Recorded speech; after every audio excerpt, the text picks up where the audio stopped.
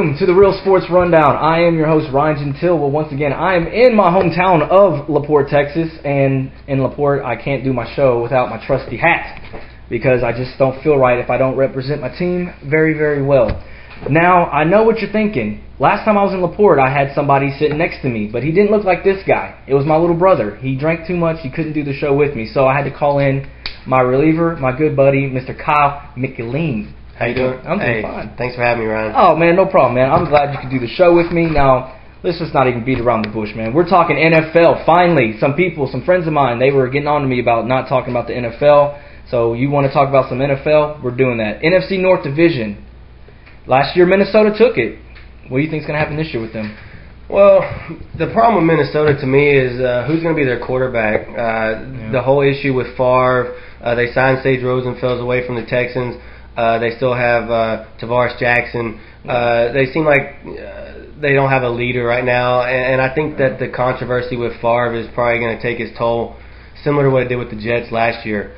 Yeah, well, that's true, too. But, like, the way I look at it, Tavares Jackson, I mean, he's not a bad quarterback, but he still hasn't done anything. I think Sage Rosenfels could actually do something for the Vikings. Now, take away the game he had against the Colts, against those Texans. That broke my heart seeing that. But he's still a decent quarterback. And plus, in Minnesota, he has a line. He has the best running back in the league right now, which he didn't have in Houston. So I believe if Sage got the opportunity, he could do a good job with, if you give him the ball. I mean, that's my opinion on it. Now, of course, if Brett Favre gets there, then everything changes, and I believe, the Vikings will take the division down easily. But without Brett Favre, I don't know. Well, to me, Rosenfels, the knack on him, he's never been a starter in the league. He's always been a backup guy because of one thing, in my opinion, he turns the ball over too many times. We saw that in Houston as well. Yeah, we did. If he could cut down on that, and he have a better running game, then he possibly could be the difference. I personally don't see it. I think Minnesota. They had the number one overall rush defense last year. Okay, yeah. Everybody says you got to run the ball to win in the NFL, and you got to stop the run. Well, they were 5th in rush offense and 1st in rush defense. Okay, but they were 25th in pass offense and 25th in pass defense, and they got knocked out in the first round of playoffs. So they're gonna have to shore that up. They got Jared Allen come off the edge. They got the two big Williams blocks in the center. They stopped the run, but they're going to have to be better against the pass because with Cutler coming into that division, with Aaron Rodgers there, and then with whatever the Lions do with Calvin Johnson and whatnot, Stafford, it seems like that division is going to get more away from the 3 yards in the cloud of dust that the NFC North was known for. I personally see Minnesota being maybe an 8-8, 9-7 team. Peterson, yes, he's great. There's no debate there. No. But at some point, is he going to slow down? Wear and tear. He gets a lot of carries. That's true. He has been injured in basically every year that he's ever played. Organized athletics. I don't see Minnesota doing that much this year personally. Well, you made a great transition. You mentioned Jay Cutler coming from the Broncos. I remember you were a Bronco fan back in the day. I know you probably kept an eye on Cutler. Is he going to help the Bears? Do you see him really helping the Bears? Because he doesn't have what he had in Denver. I mean, yes, he has an okay defense, but the Chicago Bears defense ranked 21st overall last year, giving up almost 22 points a game. Their defense isn't what it used to be. But can Cutler turn the Bears around?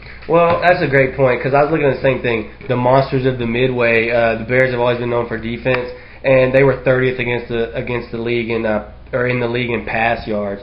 So they got it, and we talked about the division looks like it's moving more to the pass. In my opinion, the NFL as a whole is moving to more of a pass league. So if you can't stop the pass, you're going to be in problems. Urlacher had a bad year. Okay, getting on the Cutler, is he better quarterback than they've had there for probably the last 20 years? Definitely. Oh, no doubt. Who's he going to throw the ball to? They're going to move Hester to receiver full time. He's got a few other guys. Forte is a good young running back. He's got a good tight end.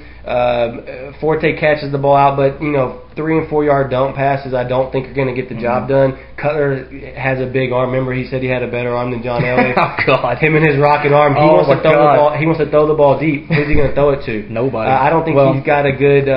He doesn't have since they lost Berrien a few years back. Who's going to stretch the field for him? And that's where I think Cutler, some of his talent, in my opinion, might actually go to waste in Chicago, at least until they get him help. Yeah, they definitely need to get him help. Without help, Cutler cannot turn the Bears around. I don't see the Bears even taking this division. Now don't get me wrong, they might have a decent record, but I mean, looking at the records last year, 10-6 won the division, 9-7 just missed the playoffs.